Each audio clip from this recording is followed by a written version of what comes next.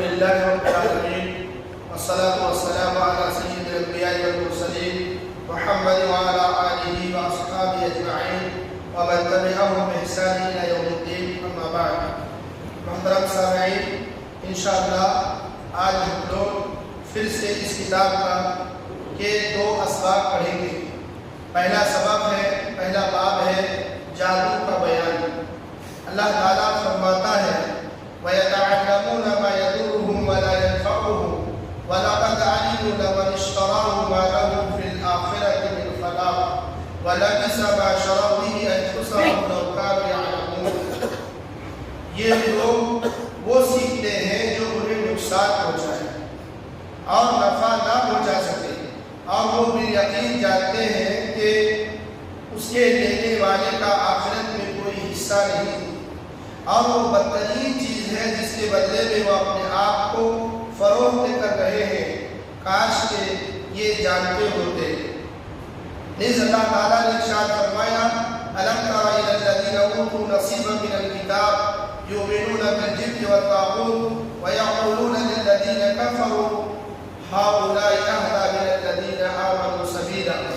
کیا آپ نے انہیں نہیں دیکھا جنہوں نے کتاب کا کچھ حصہ ملا، جو بت کا اور باطل معبود کا اعتقاد رکھتے ہیں اور کافروں کے حق میں کہتے ہیں کہ لوگ ایمان والوں سے زیادہ راہ راستے پر ہے. بسا اوقات ہماری زبانوں سے بھی آ جاتا ہے اپنے سے بہتر تو وہ لوگ. اس طرح جملہ ادا نہیں کرنا چاہیے. اپنے سے بہتر الفاظ کبھی بھی نہیں ہو سکتے. مسلمان کتنا بھی نیا گزرا ہے لیکن یہ کافروں سے لاکھوں کروڑوں گنا بہتر ہے. ایسا نہیں کہنا چاہیے. عمر رضی اللہ عنہ فرماتے ہیں جبت سے مراد جادو ہے اور طاغوت سے مراد شیطان. جابر رضی اللہ عنہ بیان کرتے ہیں کہ طاغوت سے مراد وہ نجومی اور کاہن ہیں جن پر شیطان آتا ہے اور انہیں غیب بتلاتا ہے، اور اس طرح کے لوگ کئی جماعتوں اور قبیلوں میں پائے جاتے ہیں. ابو ہریرہ رضی اللہ عنہ بیان کرتے ہیں کہ اللہ کے رسول صلی اللہ علیہ وسلم نے بیان فرمایا 7 ہلاک کرنے والی چیزوں سے بچو. لوگوں نے دریافت کیا وہ کون سی ہے؟ آپ نے فرمایا اللہ کے ساتھ شرک کرنا، جادو کرنا.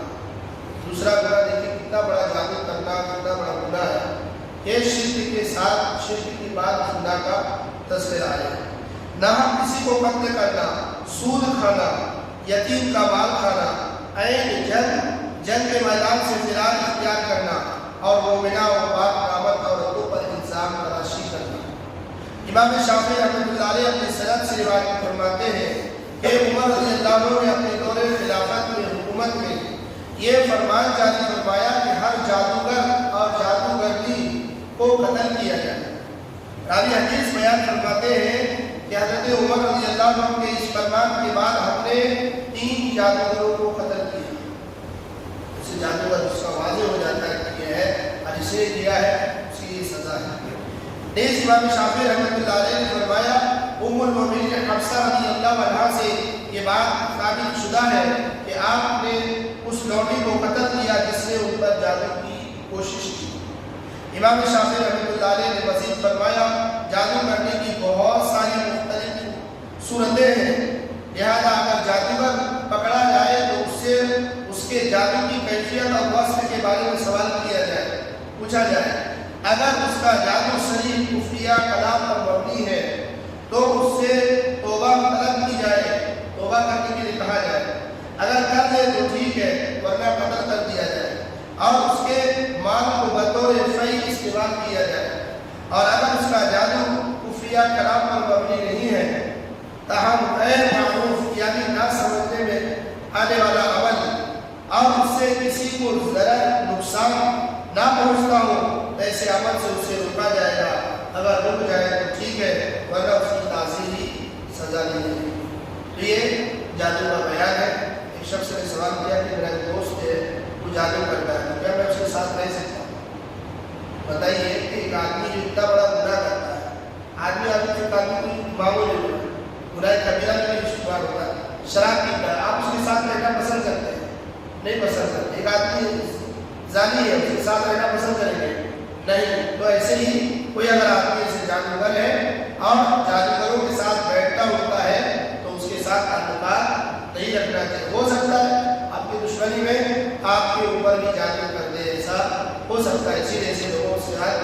جیسے گناہ سے دور رہتے ہیں ویسے ایسے گناہ کرنے والوں سے بھی دور رہنا چاہیے۔ دوسرا باب ہے بدشگونی اور بدحالی کے بیان میں۔ بدشگونی بہت سارے لوگ کیا کرتے ہیں کسی بھی چیز سے بدشگونی لینے لگتے ہیں۔ ارشاد باری تعالیٰ ہے فَإِذَا جَاءَتْهُمُ الْحَسَنَةُ قَالُوا لَنَا هَٰذِهِ وَإِنْ تُصِبْهُمْ سَيِّئَةٌ يَطَّيَّرُوا بِمُوسَىٰ وَمَن مَّعَهُ أَلَا إِنَّمَا طَائِرُهُمْ عِندَ اللَّهِ وَلَٰكِنَّ أَكْثَرَهُمْ لَا يَعْلَمُونَ۔ جب ان پر خوشحالی آ جاتی ہے تو کہتے ہیں کہ ہمارے لیے یہی ہونا چاہیے، اور اگر ان پر کوئی بدحالی پیش آتی تو موسیٰ علیہ السلام اور ان کے ساتھیوں کی نحوست بتاتے تھے۔ یہ قوم بنی اسرائیل کی عادت ہے۔ یاد رکھو کہ ان کی نحوست اللہ تعالیٰ کے پاس ہے لیکن ان کے اکثر لوگ نہیں جانتے ہیں۔ ابو ہریرہ رضی اللہ عنہ روایت کرتے ہیں رسول اللہ صلی اللہ علیہ وسلم نے بیان فرمایا کوئی بیماری متعدی نہیں ہوتی، بدشگونی اور بدفعلی کی بھی کوئی حقیقت نہیں، نہ عملوں کا بولا کوئی اثر رکھتا ہے اور نہ ہی ماہ سفر مرموز ہے۔ اس حدیث میں کیا بتایا گیا؟ اس حدیث میں بتایا گیا ہے کہ بدشگونی اور بدفعلی کی کوئی حقیقت نہیں ہے۔ اس صحیح مسلم میں ہے نچت اور بھوتوں کا بھی کوئی وجود نہیں ہے۔ بہت ساری ویڈیو ایسے بنایا جاتا ہے جو بچوں کو بتایا جاتا ہے بھوت ہے بھوت ہے نا۔ آج کل لوگ بہت سارے جاتے ہیں نہیں کیمرے میں قید ہوا ہے نہیں دیکھا گیا ہے۔ بھوت یہ شیطان ہے اور بھوت کا کوئی وجود نہیں ہے۔ عبداللہ بن عمر رضی اللہ عنہ سے مروی ہے بدشگونی جس شخص کو اس کے کام سے روک دے اس نے شرک کیا۔ صحابہ نے عرض فرمایا اس کا کفارہ کیا ہے؟ آپ نے فرمایا اس کا کفارہ یہ دعا ہے اللہم لا خیر الا خیر ولا خیر الا خیر ولا الہ غیر۔ یا اللہ تیری بھلائی کے سوا کوئی بھلائی نہیں اور تیرے شکون کے سوا کوئی شکون نہیں اور تیرے سوا کوئی معبود برحق بھی نہیں ہے۔ امام شافعی رحمۃ اللہ علیہ فرماتے ہیں اہل عرب کی جاہلیت میں عادت تھی کہ کسی اہم کام کی ادائیگی سے بیشتر اگر وہ کوئی اڑتا ہوا پرندہ نہ دیکھتے تو گھونسلہ کے پاس جاتے اور پرندے کو اڑانے پر مجبور کرتے اور اڑانے کی کوشش کرتے، پھر یہ دیکھتے کہ وہ بائیں طرف اڑ رہا ہے یا دائیں طرف۔ اسی طرح اسی بات پر رسول اللہ صلی اللہ علیہ وسلم نے حدیث میں بیان فرمایا کہ پرندوں کو ان کی حیت پر چھوڑ دو اور انہیں نہ اڑاؤ کیونکہ وہ ذرہ برابر بھی اختیار نہیں رکھتے، جو کچھ ہوتا ہے سب اللہ کی قضا و قدرت سے ہوتا ہے۔ رسول اللہ صلی اللہ علیہ وسلم سے یہ بھی سوال کیا گیا کہ فال لینے کا کیا حکم ہے؟ آپ صلی اللہ علیہ وسلم نے فرمایا شگون لینا تم میں سے بعض لوگوں کے دل میں کھٹکتا ضرور ہے تاہم شگون کی بنیاد پر اصل مسبب سے پیچھے نہ ہو۔